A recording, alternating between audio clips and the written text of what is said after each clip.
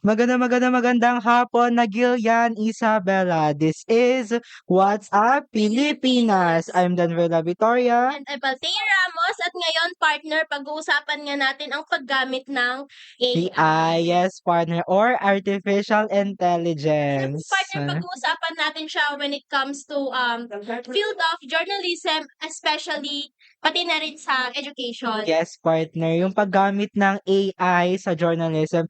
Partner, narinig mo ba yung balita tungkol kay Maya tsaka kay Marco? Partner, sila ba yung Sportscaster, first AI-generated sportscaster para sa NCAA Season 99? Yes, partner, sa GMA7, partner. And partner, do you think na may negative effect ba siya when it comes to the journalism? I think, partner, meron siyang pros and cons pagdating sa paggamit ng AI sa journalism. Sa pros, syempre mapapadali yung mga gawain ng mga mamamahayag sa tulong ng AI. Doon naman sa cons, partner, parang kung nagkamali yung AI, sino yung i-held na accountable para sa pagkakamali ng AI? Hindi naman pwedeng yung AI kasi artificial lang naman sila, partner. Partner, paano naman yung mga mamamahayag? Yes, partner. Parang ang pangit naman sa side nila na AI na lang yung ire-replace dun sa mga totoong mamamahayag na nagwo-work hard lang para ma-achieve yung mga goal nila like for TV broadcasting. Madami silang tinetraining para lang ma-maintain yung posture nila, kung paano sila magsalita, eh mare-replace lang ng AI. Parang I think masakit din para sa kanila na mapapalitan na lang sila ng AI. Partner, take note na hindi nila mare-replace yung connection, yung emotion na nabibigay nila sa kanilang audience. Yes, partner. May mga nagagawa yung AI pero yung mga nagagawa ng tao minsan hindi nare-replicate ng AI, partner.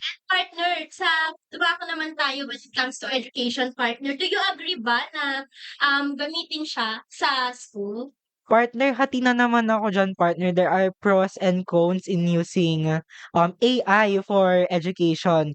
I think mabuti siya sa pagpapadali ng mga gawain. Yes, partner. Pero yung cons niya kasi masyadong nagre-rely yung mga students sa AI. Kumbaga, doon na lang sila sa AI nagta-trust na matuto. Pero yung totoo, hindi naman talaga sila natututo. Copy paste, ganun lang nagaganap, partner. Sa'yo, do you agree? I think hindi. I don't agree with using AI sa education kasi too much. Yes, partner, too much reliance on AI is parang bad para sa critical thinking ng mga bata, especially dun sa mga nais talagang matuto. Kung gusto nilang mag-rely sa AI, wala silang maa-absorb na learning. Kumbaga yung learning is dadaan lang sa kanila, hindi nila maa-analyze, yun nga, hindi maaano yung critical thinking skills nila, partner.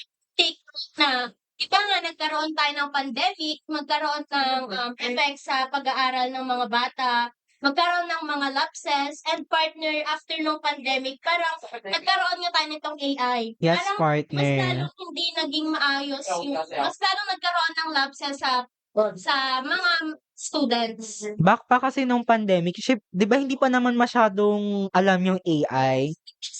Yes, pero after nga nung face-to-face classes na ulit, there's an economic, there's a educational gap, partner. Nagka-educational gap na nga, tas dumating pa yung AI, mas lumawak pa yung scope ng problema sa educational system ng ating bansa. So, I think AI would not be great para sa mga estudyante, lalo na dun sa mga nagre-rely masyado sa AI, partner. Ikaw naman, partner, what's your personal opinion about sa paggamit ng AI sa mga klase? Kasi, syempre, as a student, aminin naman natin na minsan gumagamit tayo dito para mas mapadali yung trabaho natin, especially kapag hindi naman kailangan ganun pag-isipan yung mga dapat gawin. Siyempre, kapag ka lumabas ka pa, tapos na tayo sa pag-aaral, kapag basta tayo sa tunay na mundo, siyempre, parang mapapasabi ka na, ay, ano to, hindi ko alam to, parang hindi ko naman napag-aralan to, parang wala namang pinagawa sa akin to. So, para sa akin, hindi talaga dapat siya ginagamit. And kung gagamitin man siguro siya, In moderation, syempre. Yes, muli ako si Denver Victoria. At ako naman si Ate Ramos. And this is What's Up Pilipinas.